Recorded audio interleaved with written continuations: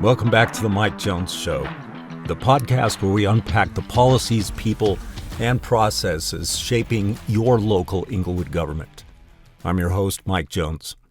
Today we're diving into a topic that affects every voter, how we choose our local leaders.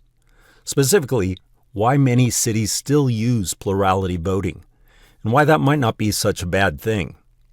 With all the buzz around majority voting, runoffs, and ranked choice voting systems, it's worth asking the question, is the traditional plurality vote really broken?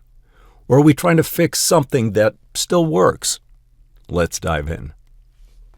Plurality voting is the simplest and most widely used system in the U.S.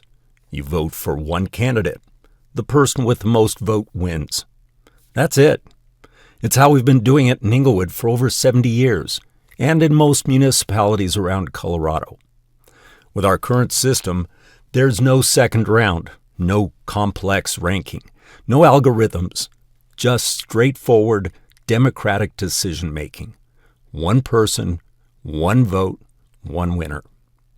It's been the backbone of local elections for decades, and it works. In most races, the winner still has broad community support, especially in smaller cities and towns where turnout is manageable and candidate fields aren't overly crowded.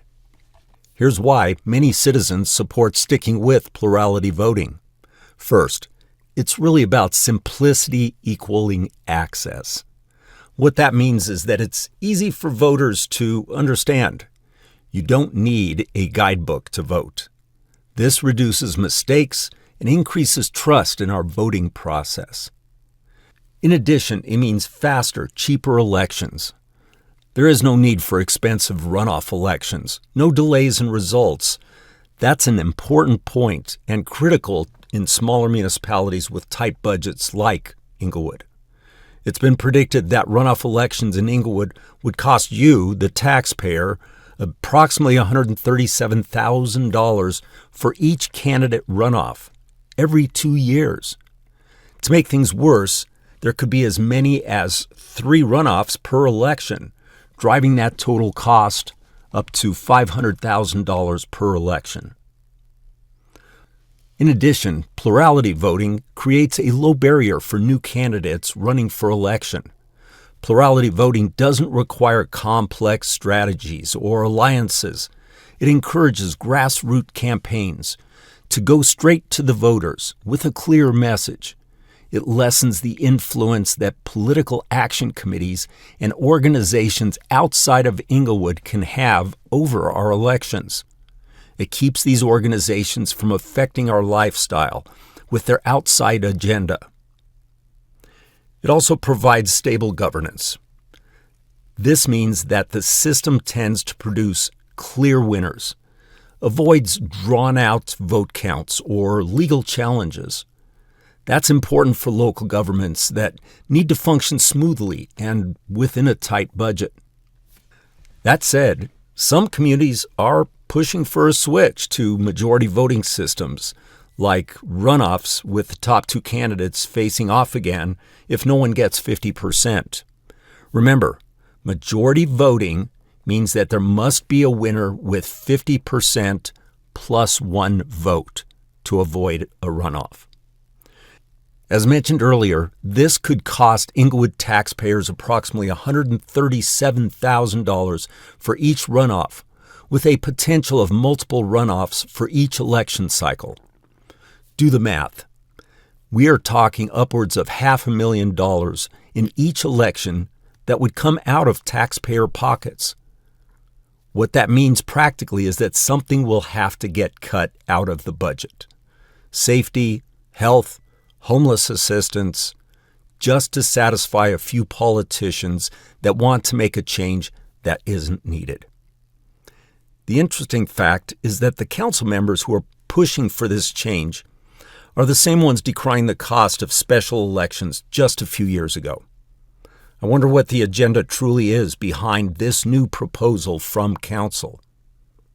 In a crowded race, someone will always win with less than 50%, unless you constantly redo elections. And guess who pays for that? You do. Plus, turnout usually drops in runoffs, especially in older or lower income populations who don't get adequate outreach or education on what the new complicated voting standards are.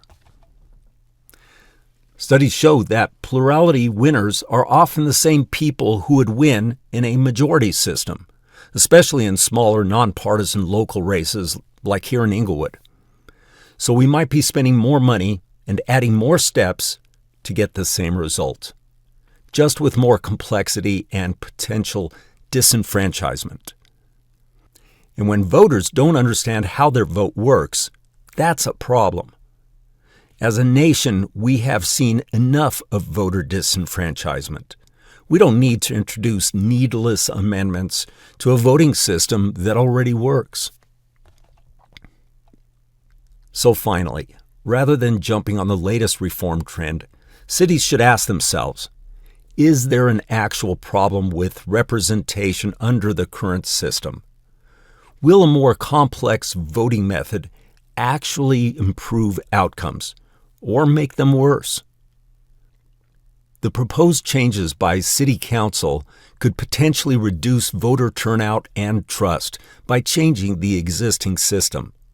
Never mind the added costs.